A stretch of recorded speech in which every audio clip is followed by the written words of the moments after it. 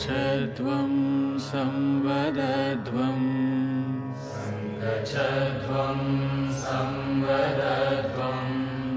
संवो मनांसि जानताम्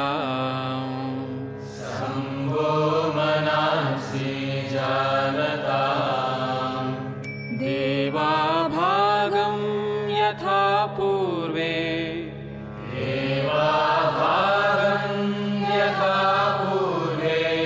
संजानाना उपासते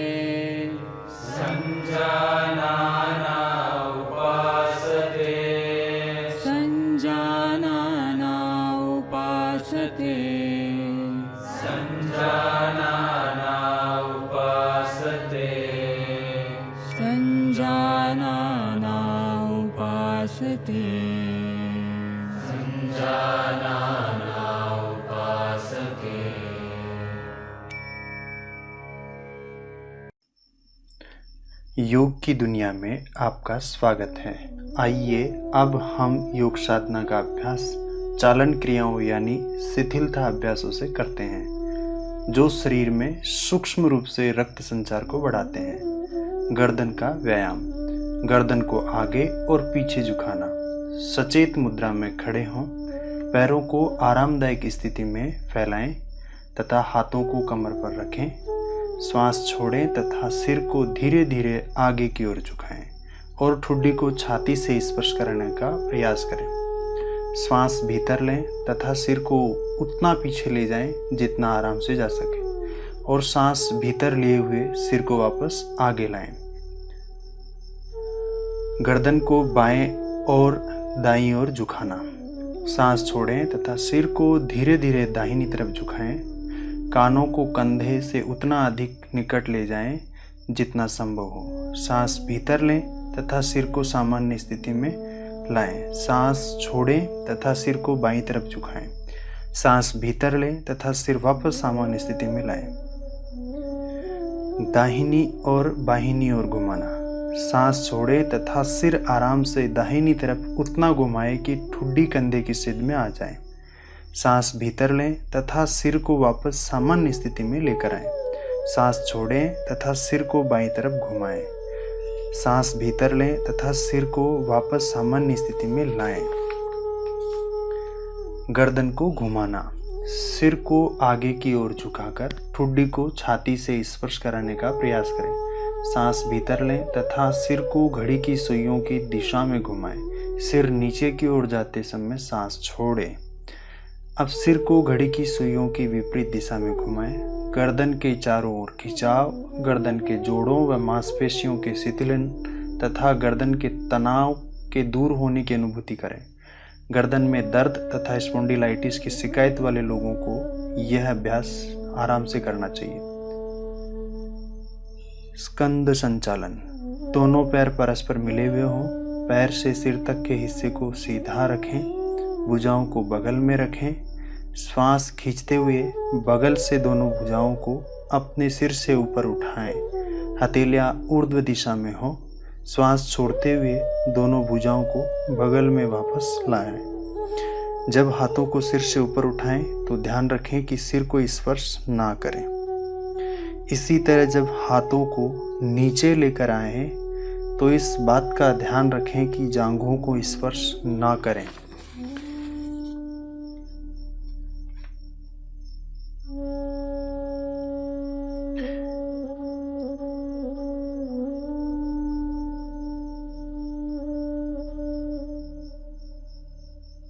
स्कंद चक्र। सीधा खड़े हो जाएं। बाएं हाथ की अंगुलियों को बाएं कंधे पर रखें और उसी तरह दाएं हाथ की अंगुलियों को दाहिने कंधे पर रखें। दोनों कोहनियों को पूरी तरह चक्राकार घुमाएं। आगे की ओर कोहनियों को घुमाते हुए वक्ष स्थल के सामने स्पर्श कराने की कोशिश करें और जब कोहनियों को घुमाएं तो उन्हें कानों के समीप ले जाने की कोशिश करें। इसी तरह विपरीत दिशा में भुजाओं को खींचते हुए घुमाएं और कोशिश करें कि इस दौरान भुजाएं शरीर को स्पर्श करें। इस क्रिया को बाएं से दाएं अर्थात घड़ी की सुई की विपरीत दिशा में 5 बार दोहराएं। इस क्रिया के अभ्यास से हड्डियां, मांसपेशियां और स्कंध क्षेत्र की तंत्रिकाएं स्वस्थ रहती हैं। यह अभ्यास गर्दन की रीढ़ की हड्डी की अपकर्षक तथा सर्वाइकल स्पॉन्डिलाइटिस बीमारी को दूर करने में सहायक है। धड़ को घुमाना। पांवों को परस्पर 2 फीट की दूरी पर रखें।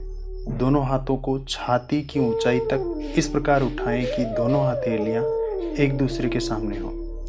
सांस छोड़ें। शरीर को दाहिनी तरफ इतना घुमाएं कि बाईं हथेली दाहिने कंधे को स्पर्श कर लें।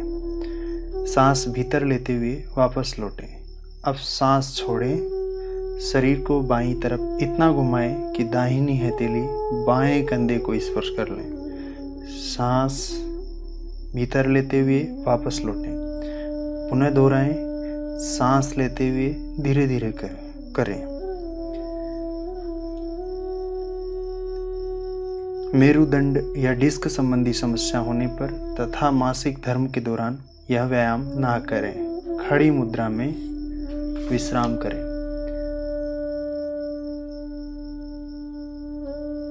घुटनों को चलाना। सांस भीतर लें। अपनी भुजाओं को कंधे तक उठाएं। सांस छोड़ें। घुटने मोड़ें तथा अपने शरीर को शून्य की मुद्रा में नीचे लाएं। सांस भीतर लें और शरीर को सीधा करें। 2 बार और दोहराएं। इस व्यायाम से घुटने तथा कूल्हे के जोड़ मजबूत होते हैं। अत्यधिक आर्थराइटिस की समस्या होने पर इस व्यायाम को छोड़ दें। हाथों को नीचे लाते समय सांस छोड़ें।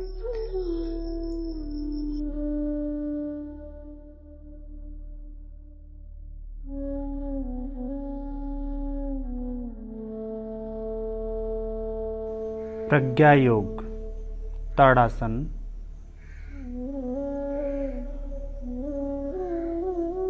पादहस्तासन।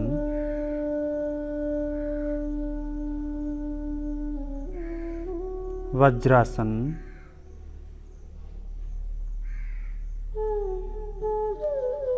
उष्ट्रासन।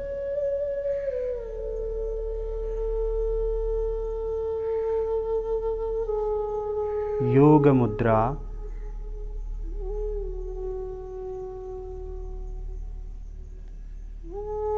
अर्ध ताड़ासन।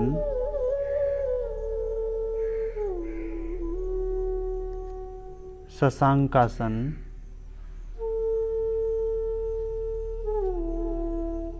भुजंगासन।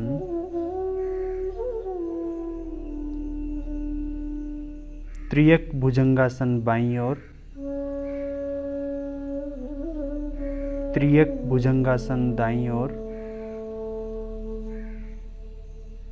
शशांकासन।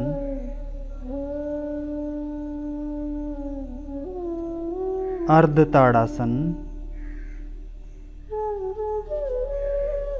उत्कटासन। पादहस्तासन।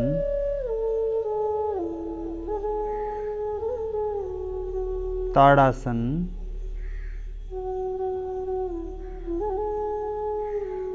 बलाकर्षण।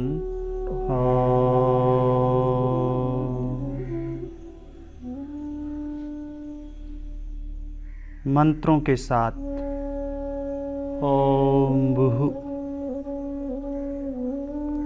ओम भुवः, ओम स्वः, ओम तत्, ओम सवितुः,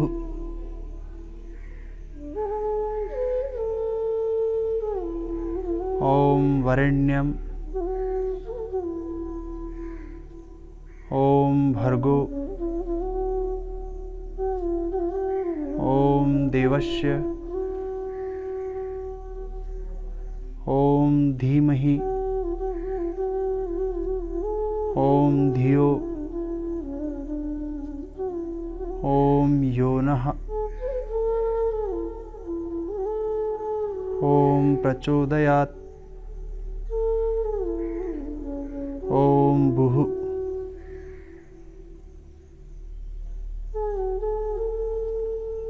ओम भुवः।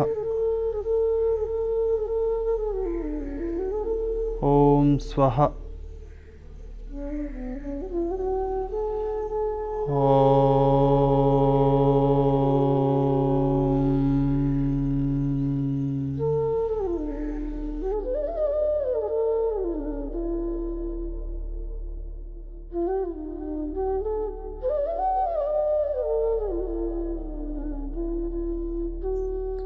उत्कटासन।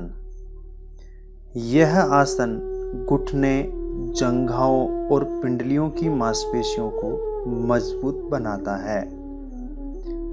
घुटनों में दर्द की समस्या वाले व्यक्तियों को इसके अभ्यास से बचना चाहिए। दोनों पैरों के मध्य में 1 फीट के अंतर रखते हुए खड़े हो जाएं। दोनों हाथों को श्वास भरते हुए सामने समानांतर उठाएं। हथेलियां नीचे की तरफ रहेगी। श्वास छोड़ते हुए घुटनों से पैरों को मुड़कर तथा एड़ियों को ऊपर उठाते हुए अपने कुल्हों को एड़ियों से लगा दें। सामान्य श्वास प्रश्वास में कुछ देर स्थिर रहें, तत्पश्चात क्रमशः वापस आ जाएं। इसे उत्कटासन कहते हैं। पाद हस्तासन। पाद अर्थात पैर और हस्त अर्थात हाथ, दोनों को एक साथ रखने से इसे पादहस्तासन कहते हैं। यह आसन पाचन तंत्र को ठीक करता है, कब्ज को दूर करता है, मेरुदंड की तंत्रिकाओं को शक्ति प्रदान करता है। जिन लोगों को कमर दर्द की समस्या हो उन्हें यह आसन नहीं करना चाहिए। दोनों पैर मिलाकर खड़े हो जाएं। श्वास भरते हुए दोनों हाथ ऊपर ले जाइए। श्वास छोड़ते हुए कमर को आगे की ओर झुकाते हुए दोनों पैरों के पंजों के साथ बगल में हथेलियों को रखें। सिर और घुटनों से स्पर्श कराएं। घुटनों को सीधा रखें। सामान्य श्वास प्रश्वास में कुछ क्षण तक रुके। तत्पश्चात श्वास भरते हुए क्रमशः वापस आ जाइए।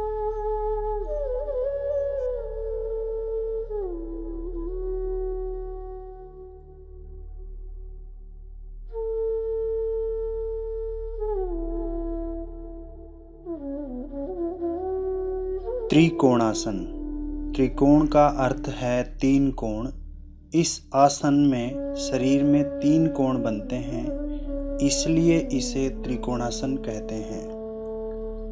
इस आसन के अभ्यास से कमर दर्द, साइटिका के दर्द में आराम मिलता है। शरीर की बनावट में आई विकृतियों को दूर करता है। कमर दर्द में इस आसन का अभ्यास न करें। दोनों पैरों के मध्य में 2.5 से 3 फीट का अंतर रखते हुए खड़े हो जाएं। दोनों हाथों को शरीर के समानांतर रखते हुए कंधों के बराबर उठाएं।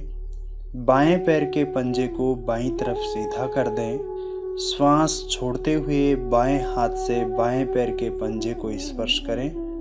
दाहिने हाथ को ऊपर की ओर खींचें। दाहिने हाथ की हथेली की तरफ देखें। अंतिम स्थिति में सामान्य श्वास प्रश्वास के साथ कुछ क्षण तक रुके रहें। तत्पश्चात श्वास भरते हुए क्रमशः वापस आ जाएं। इस स्थिति को दाहिनी तरफ से भी दोहराइए।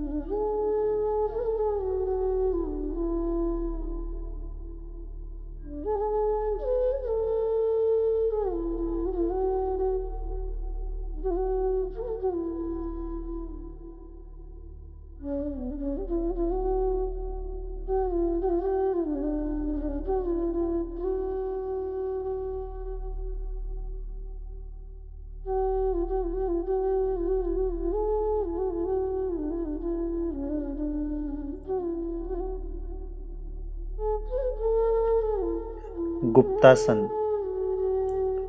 इस आसन से मेरुदंड में उत्पन्न दोष ठीक होते हैं।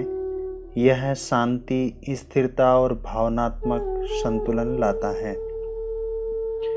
जिन्हें हृदय से संबंधित रोग, अस्थमा, तीव्र व जीर्ण संधि रोग हो, वे लोग इसका अभ्यास ना करें। पद्मासन में बैठ जावें। भुजाओं का सहारा लेते हुए नितंबों को उठाएं और घुटनों के बल खड़े हो जाएं। धीरे धीरे शरीर के सामने वाले भाग को आगे झुकाते हुए भूमि पर पेट के बल लेट जाएं। ध्यान रहे ठुड्डी भूमि पर रहे। अब हथेलियों को कमर के पीछे पीठ की ओर ले जाकर प्रणाम की स्थिति में जोड़ लेवें।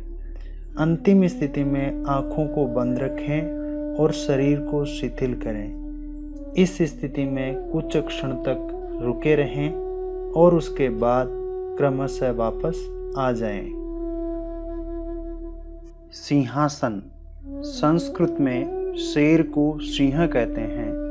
साधक की आकृति शेर की तरह बनने से इसे सिंहासन कहते हैं। इस आसन से गर्दन व वक्षीय मांसपेशियों में रक्त संचरण ठीक रहता है, थायराइड को स्वास्थ्य प्रदान करता है और टॉन्सिल्स के कुछ प्रकारों में भी है लाभकारी है। आत्मविश्वास में वृद्धि करता है, अवसाद के लक्षणों को दूर करता है। वज्रासन में बैठ जाइए। उसके बाद दोनों घुटनों के बीच उचित दूरी बना लेवें। दोनों पैर के एड़ियों को थोड़ा सा फैलाते हुए उसी कैंची की आकृति पर बैठ जाएं। हथेलियों को दोनों घुटनों के बीच भूमि पर रखें। ध्यान रहे कि हाथ की अंगुलियां अंदर की ओर हो तथा वक्षीय भाग उभरा हुआ हो। अब पूरा श्वास छोड़ते हुए जिह्वा को आवाज के साथ बाहर निकालें। दृष्टि को भ्रुकुटी के मध्य पर स्थित करें। जब तक सांस रोक सकते हैं तब तक रोकने का प्रयास करें। इसी स्थिति में कुछ क्षण रुके रहें। तत्पश्चात श्वास भरते हुए क्रमशः वापस आ जाइए। उष्ट्रासन। इस आसन में ऊंट की तरह शरीर की आकृति होने के कारण इसे उष्ट्रासन कहते हैं। यह आसन पाचन, श्वसन और प्रजनन संस्थान के लिए लाभकारी है। पीठ दर्द, कमर दर्द, कंधे के कड़ेपन को दूर करने में सहायक है। हृदय एवं फेफड़ों को सुदृढ़ करता है। मेरुदंड को लचीला बनाता है। ध्यान रहे जिन्हें उच्च रक्तचाप हो तथा पीठ में गंभीर दर्द हो वे लोग इस आसन का अभ्यास न करें। वज्रासन में बैठ जाएं तथा दोनों घुटनों के बीच उचित दूरी बनाकर घुटनों के बल खड़े हो जावें। श्वास भरते हुए कमर को पीछे की ओर झुकावें और दोनों हाथों की हथेलियों से एड़ियों को पकड़ लें। कमर को हल्का सा आगे की ओर दबाएं। गर्दन को पीछे की तरफ ढीला छोड़ दें। अंतिम स्थिति में सामान्य श्वास प्रश्वास के साथ कुछ क्षण रुके। तत्पश्चात श्वास छोड़ते हुए क्रमशः वापस आ जाएं।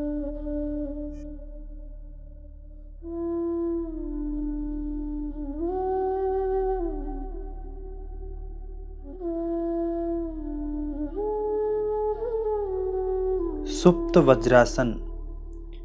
वज्रासन में पीछे की तरफ लेट जाने से या सो जाने से इसका नाम सुप्त वज्रासन पड़ा है। यह आसन दमा, ब्रोंकाइटिस और फेफड़े के रोगों को दूर करने में सहायक है। सृजनात्मकता और बुद्धि का विकास भी करता है।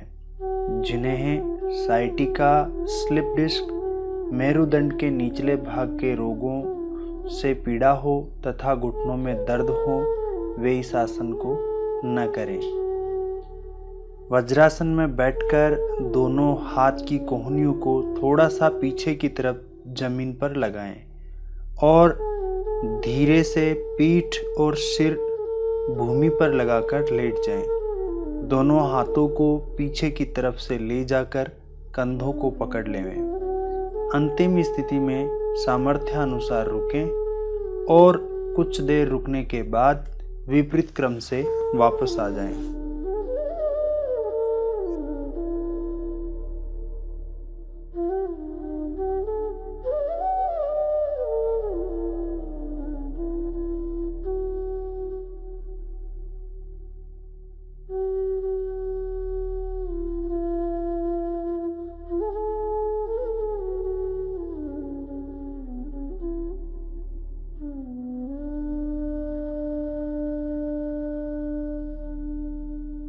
वक्रासन। वक्र का अर्थ है घुमाव। शरीर को कमर से पीछे की ओर घुमाने की स्थिति से इस आसन को वक्रासन कहते हैं। यह आसन अफारा स्नायु दुर्बलता को दूर करता है। मधुमेह के रोगियों के लिए भी उपयोगी है। दंडासन में बैठ जाएं। अपना बायां पैर मोड़कर बाएं पंजे को दाएं घुटने के पास रखें। घुटना ऊपर की ओर हो। दाहिने हाथ को बाएं घुटने की बाईं तरफ से निकालकर हथेली को जमीन पर रख लें और बायां हाथ कमर के पीछे रखें। बाएं हाथ के कंधे के ऊपर से बाईं तरफ जितना पीछे हो सकता है देखें। अंतिम स्थिति में कुछ क्षण रुके रहें और कुछ देर के बाद विपरीत क्रम से वापस आ जाएं।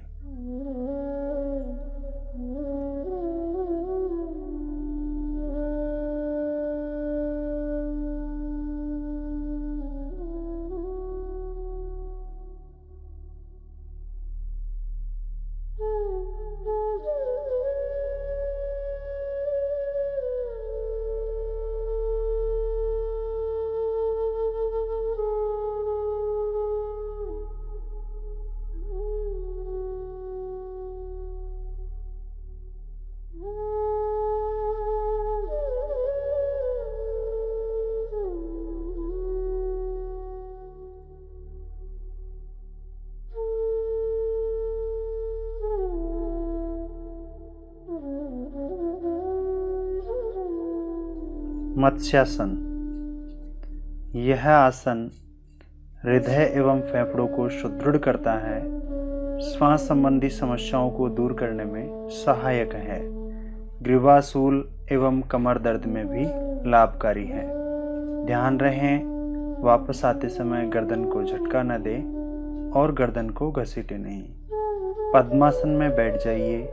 उसके बाद दोनों हथेलियों और कोहनी के सहारे पीठ के बल लेट जाएं और सिर को जमीन पर स्पर्श कराएं। अब दोनों हाथ की हथेलियां कंधों के पास जमीन पर रखकर हाथों के बल सिर को श्वास लेते हुए ऊपर उठाएं और सिर के मुर्दा भाग को जमीन पर लगा दें। हाथों को वापस लाकर दोनों पैर के अंगूठों को पकड़ लें। ध्यान रहे कोहनियां जमीन पर ही लगी रहें। अंतिम स्थिति में सामान्य श्वास प्रश्वास के साथ कुछ क्षण रुकें। तत्पश्चात श्वास छोड़ते हुए क्रमशः वापस आएं।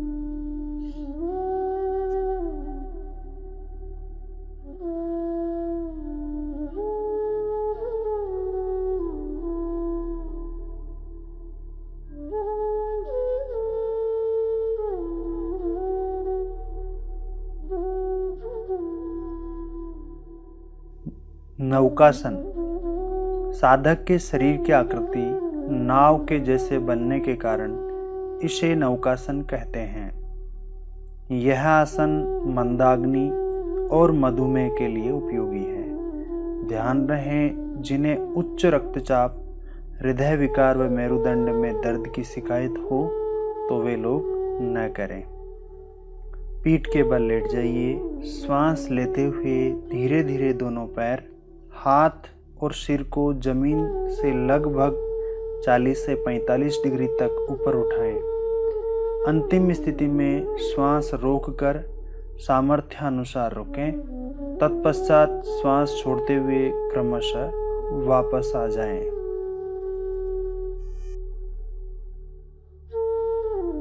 शलभासन। संस्कृत में टिड्डी को शलभ कहा जाता है। टिड्डी के जैसे शरीर की आकृति बनने से इसे शलभासन कहते हैं। यह आसन पाचन में लाभकारी है, कब्ज को दूर करता है, फेफड़ों को शक्ति प्रदान करता है, कमर दर्द में लाभकारी है। ध्यान रहें, जिन्हें उच्च रक्तचाप व हृदय विकार हो तथा दमा के रोगी हो वे लोग इस आसन का अभ्यास न करें। पेट के बल लेट जाइए। दोनों हाथों की मुट्ठियां बंद करके उनको जांघों के नीचे रखें। ठुड्डी को जमीन पर लगा लें। श्वास भरते हुए दोनों पैरों को सामर्थ्यानुसार ऊपर उठाएं। ध्यान रहे दोनों पैरों को घुटनों से सीधा रखना है। अंतिम स्थिति में श्वास रोककर सामर्थ्यानुसार रुकें। तत्पश्चात श्वास छोड़ते हुए क्रमशः वापस आ जाएं।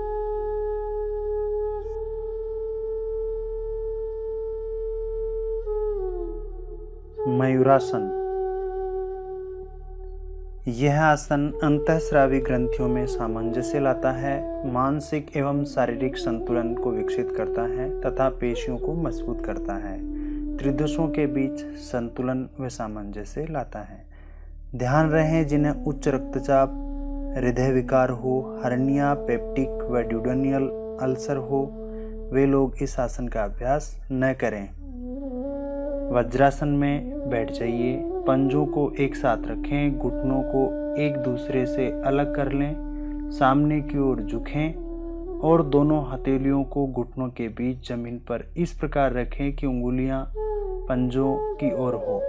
कोहनियों एवं भुजाओं के आगे के भाग को एक साथ रखें तथा कुछ और आगे झुकें। उदर को कोहनियों पर टिकाएं और वक्ष को भुजाओं के ऊपरी भाग पर रखें। पैरों को पीछे की ओर इस प्रकार फैलाएं कि वे सीधे और एक साथ रहें। शरीर की पेशियों पर बल डालते हुए धीरे धीरे धड़ एवं पैरों को इस प्रकार ऊपर उठाएं कि वे जमीन के समानांतर हो जाएं।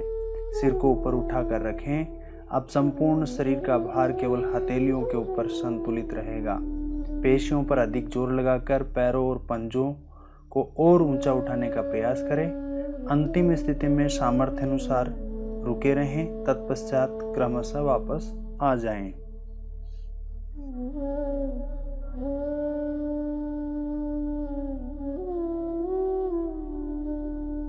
कुक्कुटासन। यह आसन भुजाओं एवं कंधों की मांसपेशियों को सशक्त बनाता है तथा वक्ष को फैलाता है और शरीर में संतुलन एवं स्थिरता की भावना को विकसित करता है। पद्मासन में बैठ जाइए। दोनों हाथों को घुटनों के पास पिंडलियां और जांघों के बीच में लेकर आइए। धीरे धीरे भुजाओं को पैरों के बीच कोहनियों तक आगे बढ़ाएं।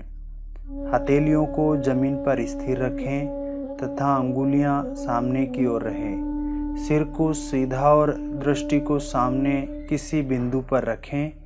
श्वास भरते हुए केवल हाथों के सहारे शरीर को ऊपर उठाएं और पीठ को सीधा रखें। अंतिम स्थिति में श्वास रोककर सामर्थ्य अनुसार रुकें। तत्पश्चात श्वास छोड़ते हुए क्रमशः वापस आ जाएं। गर्भासन। यह आसन एड्रिनल ग्रंथि का नियमन करता है और उत्तेजित मन को शांत करता है तथा जो लोग अपने क्रोध को नियंत्रित नहीं रख पाते उन्हें इस आसन का अभ्यास करना चाहिए तथा जठराग्नि को उद्दीप्त भी करता है। पद्मासन में बैठ जाएं। भुजाओं को जांघों एवं पिंडलियों के बीच इतना अंतर ले जाएं कि पिंडलियों के नीचे से कोहनियों को आसानी से मोड़ा जा सके। भुजाओं को ऊपर की ओर मोड़ें और पैरों को उठाएं। पूरे शरीर को रीढ़ की सबसे निचली हड्डी त्रिकास्ती पर संतुलित करते हुए कानों को पकड़ें। अंतिम स्थिति में सामर्थ्यानुसार रुकें। तत्पश्चात क्रमशः वापस आ जाएं। गोरक्षासन। इस आसन में मूल बंध स्वतः लग जाता है, इसलिए मूलाधार चक्र के जागरण के लिए इसका उपयोग किया जाता है। यह प्रजनन एवं उत्सर्जक अंगों को पुष्ट करता है। यह पैरों को भी बहुत लचीला बनाता है। पैरों को शरीर के सामने फैलाकर बैठ जाएं।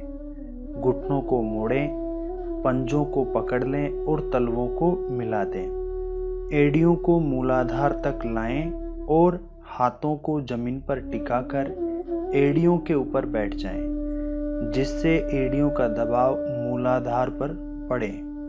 दोनों घुटने जमीन पर रखें और दोनों हाथों को घुटनों के ऊपर ज्ञान मुद्रा में रखें।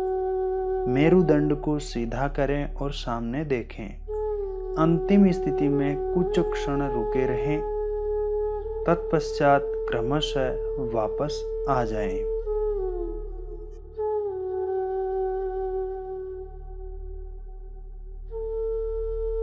शवासन। शरीर की स्थिति मृत शरीर के समान अचल होने के कारण इसका नाम शवासन पड़ा है। यह आसन संपूर्ण मनोकायिक संस्थान को तनाव मुक्त करता है। इससे शरीर के प्रति सजगता बढ़ती है। जब शरीर पूरी तरह विश्राम की स्थिति में आ जाता है, तब मन की सजगता में वृद्धि होती है, जिससे प्रत्याहार अवस्था आ जाती है। शवासन।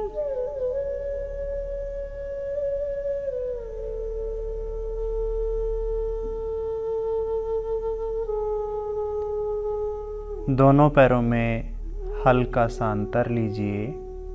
दोनों हाथ कमर भाग से थोड़े दूर। अपने श्वास और प्रश्वास को सामान्य रखिए। सावधान आसन शव की तरह लेटे रहिए। इस आसन में अपने सारे शरीर को शिथिल करना होता है।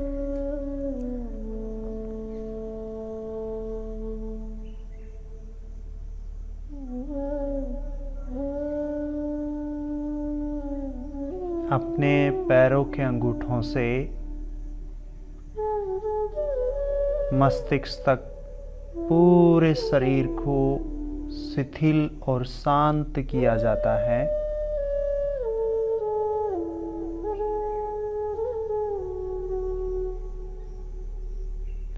साक्षी भाव से अपने एक एक अंग को शिथिल और शांत कीजिए। सर्वप्रथम पैरों के अंगूठों को, अंगुलियों को, पैरों के तलवे, एड़ियां, टखने,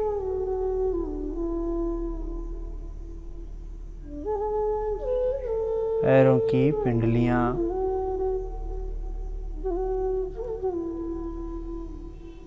घुटने,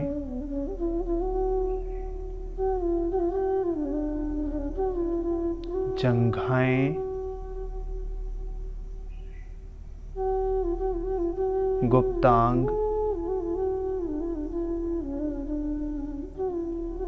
नितंब,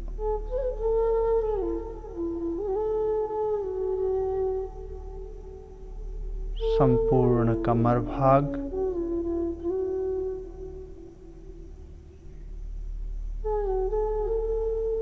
पेट,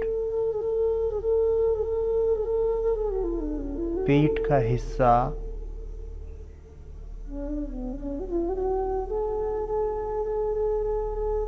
छाती, दोनों कंधे, हाथ की भुजाएं,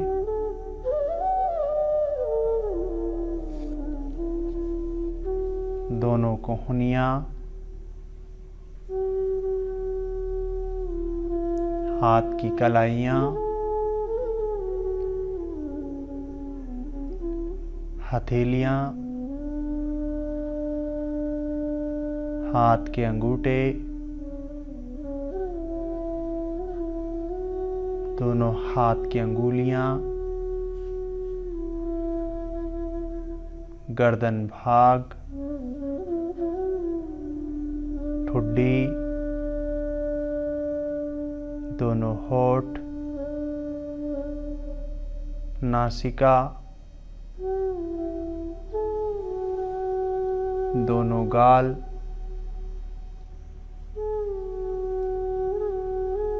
दोनों आँखें, दोनों कान, ललाट, सिर का ऊपरी भाग,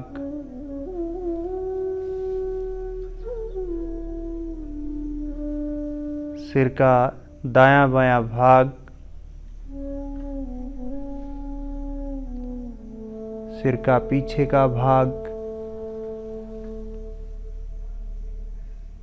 संपूर्ण शरीर शिथिल और शांत होता हुआ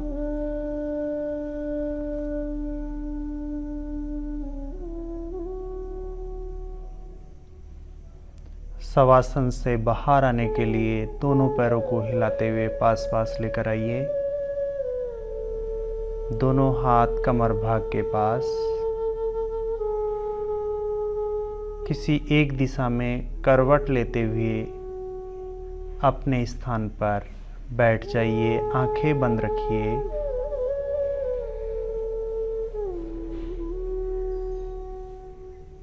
दोनों हाथों का घर्षण कीजिए।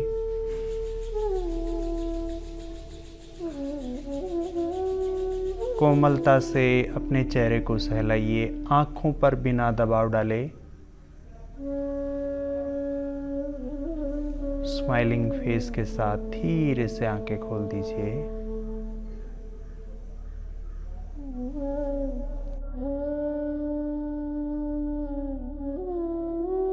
काकी मुद्रा।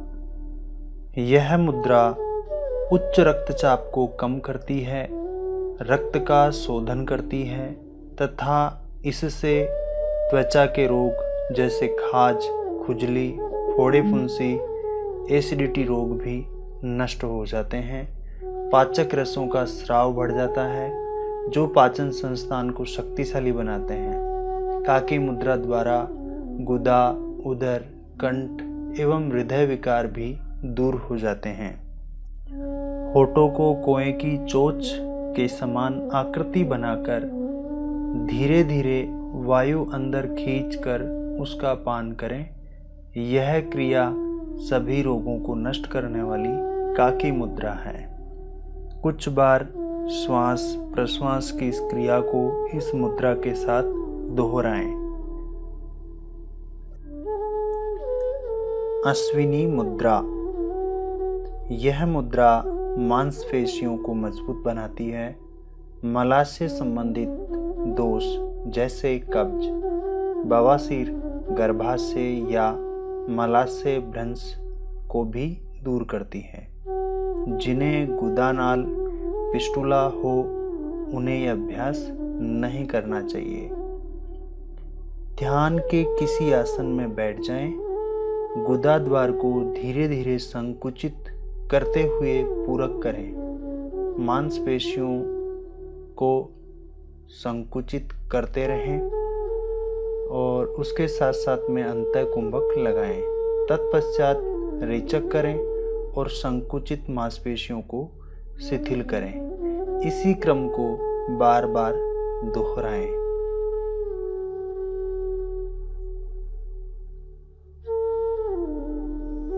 और कुछ बार दोहराने के बाद रोक दीजिए।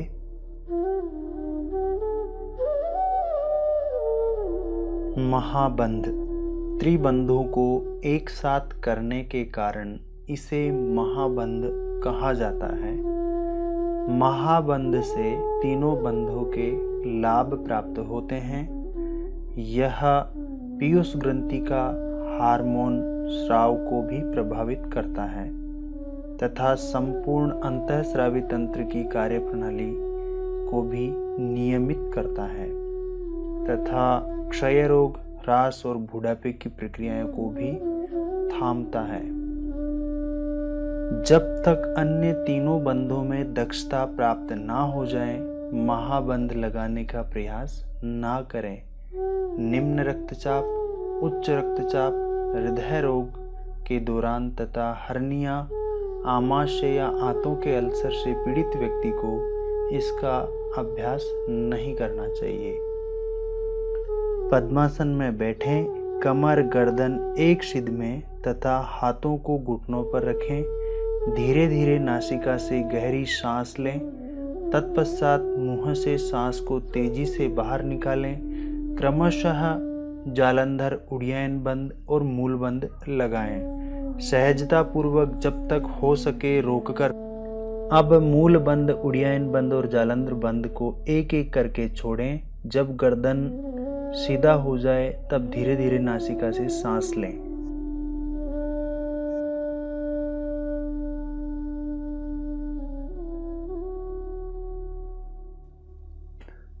भस्त्रिका प्राणायाम।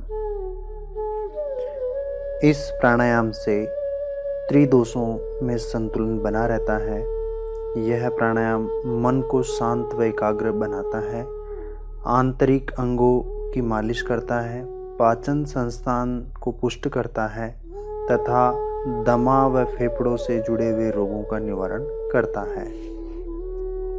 ध्यान रहे जिन्हें उच्च रक्तचाप, हृदय रोग, हर्निया, गैस्ट्रिक अल्सर हो, वे लोग इसका अभ्यास ना करें। भस्त्रिका प्राणायाम। इस अभ्यास में लोहार की धोखनी के समान श्वास बहुत गति से लेना होता है और उतनी ही गति से प्रश्वास करना होता है। इस अभ्यास को हम 10 से 15 बार करेंगे। 15 आवृत्ति तक आरंभ करें।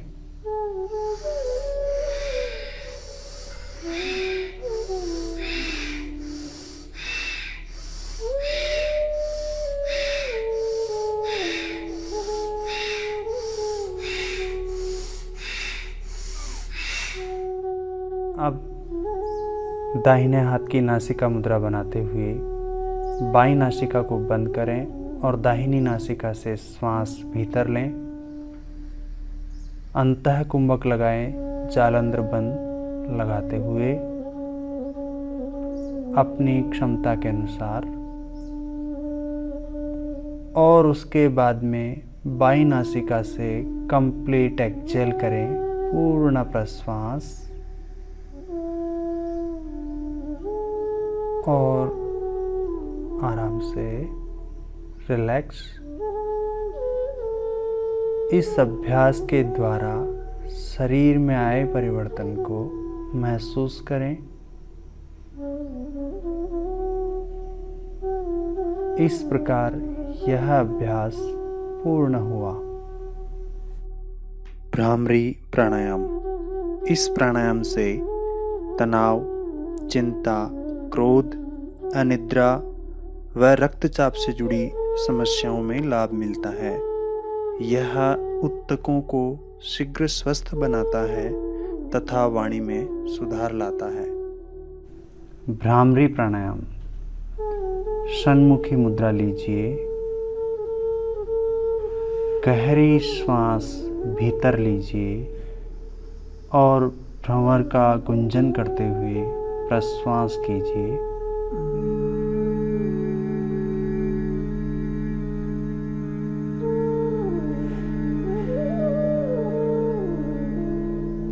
इस प्रकार 2 आवृत्ति और कीजिए।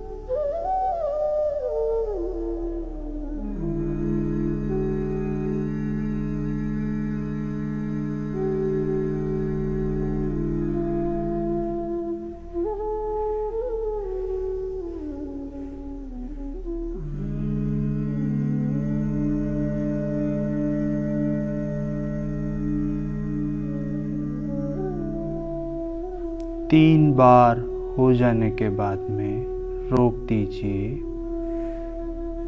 और इस प्राणायाम के द्वारा जो अनुभूति हुई उसे महसूस करें। इस प्रकार यह अभ्यास पूर्ण हुआ।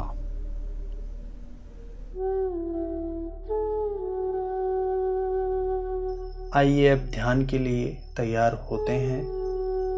ध्यान एक निरंतर चिंतन की प्रक्रिया है, निरंतर होने वाली प्रक्रिया है। ध्यान की किसी भी मुद्रा में बैठें और अपने मेरुदंड को आरामदायक स्थिति में सीधा रखें। ज्ञान मुद्रा ग्रहण करें। अपनी हथेलियों को जांघों पर ऊपर की तरफ रखें। भुजाएं और कंधे ढीले हों और आराम की स्थिति में होने भी चाहिए। अपनी आंखें बंद कर लें और चेहरे को हल्का सा ऊपर उठाकर बैठ जाएं। आपको एकाग्र होने की आवश्यकता नहीं है, वरन केवल अपनी दोनों बाहों के बीच हल्का ध्यान दें और अपनी सांसों के प्रति जागरूक हो जाएं। ध्यान मस्तिष्क को शांत और आनंदमय रखता है। यह एकाग्रता स्मृति के विचारों की स्पष्टता तथा इच्छा शक्ति को बढ़ाता है।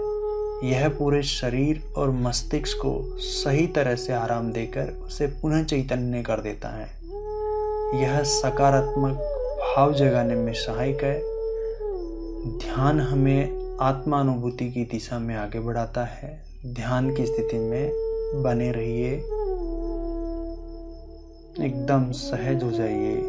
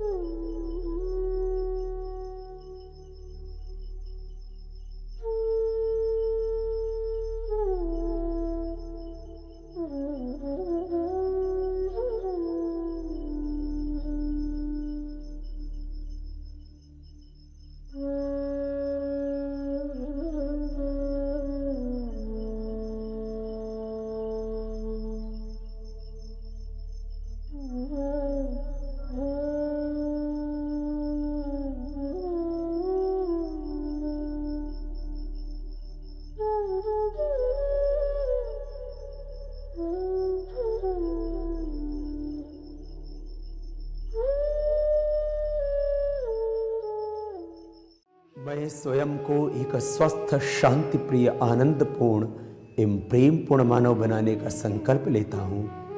अपने प्रत्येक कार्य से मैं अपने चारों ओर सुख, समृद्धि एवं शांतिमय, स्नेहपूर्ण वातावरण बनाने का प्रयत्न करूँगा। मैं अहम एवं अज्ञान केंद्रित जीवन के स्थान पर योगमय व विवेकपूर्ण जीवन जीते हुए विश्व बंधुत्व एवं एकत्व के भाव के साथ पूरे विश्व को स्वयं में समाहित करने का पूर्ण पुरुषार्थ करूँगा। मैं वसुधैव कुटुंबकम एवं सह अस्तित्व के सिद्धांत के प्रति पूर्ण आस्था रखते हुए सबके प्रति कृतज्ञ भाव से आत्मत व्यवहार व आचरण करूँगा। मैं यहाँ उपस्थित हर व्यक्ति से एकात्म होने का संकल्प लेता हूँ।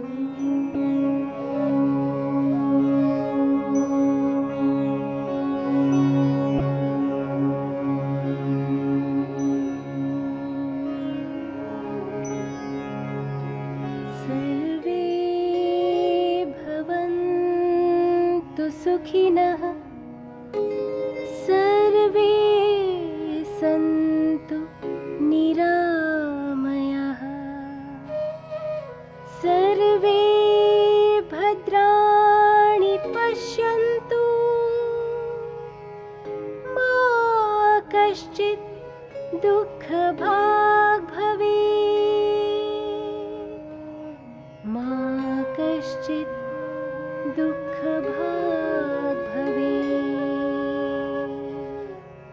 ॐ शान्ति शान्ति शान्ति।